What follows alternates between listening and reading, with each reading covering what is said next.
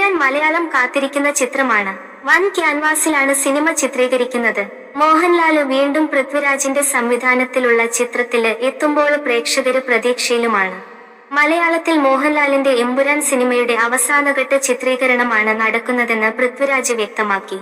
തിരുവനന്തപുരത്തും എമ്പുരാന്റെ ചിത്രീകരണം നടന്നിരുന്നുവെന്നാണ് വാർത്തകൾ സൂചിപ്പിച്ചത്.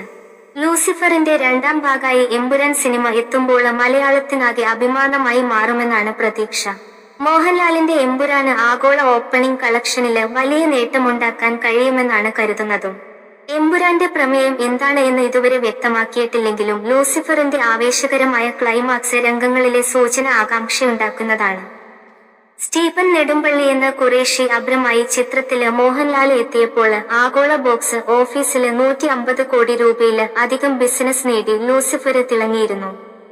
ലൂസിഫറിലെ സ്റ്റീഫൻ നെടുമ്പള്ളിക്കായിരിക്കില്ല രണ്ടാം ഭാഗമായ എമ്പുരാനില് പ്രാധാന്യം എന്ന റിപ്പോർട്ടുണ്ട്. ഖുറേഷി അബ്രഹാമിന്റെ പിന്നാലെ സഞ്ചരിക്കുന്ന കഥയായിരിക്കും എമ്പുരാന്റെ എന്നാണ് അപ്ഡേറ്റുകളില് നിന്ന് മനസ്സിലാകുന്നത്. അതുകൊണ്ടാണ് വിദേശ രാജ്യങ്ങളിലടക്കം എമ്പുരാൻ സിനിമ ചിത്രീകരിച്ചിരിക്കുന്നത് എന്നാണ് റിപ്പോർട്ട്. ഖുറേഷി എബ്രമായി ലൂസിഫറിന്റെ അവസാന ഭാഗത്ത് പ്രത്യക്ഷപ്പെട്ട മോഹൻലാലിന്റെ എമ്പുരാൻ സ്റ്റൈലിഷ് സിനിമ ആയിരിക്കുമെന്നാണ് പ്രതീക്ഷിക്കുന്നത്.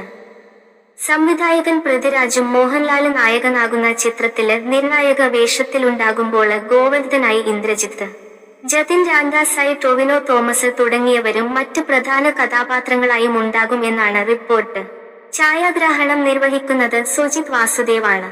മലയാളത്തിനു പുറത്തെയും താരങ്ങള് മോഹൻലാല് ചിത്രത്തില് ഉണ്ടാകും എന്ന് റിപ്പോർട്ടുകള് സൂചിപ്പിക്കുന്നു. കൂടുതൽ മീഡിയ വാർത്തകൾക്കായി ഈ ചാനൽ ഫോളോ ചെയ്യൂ.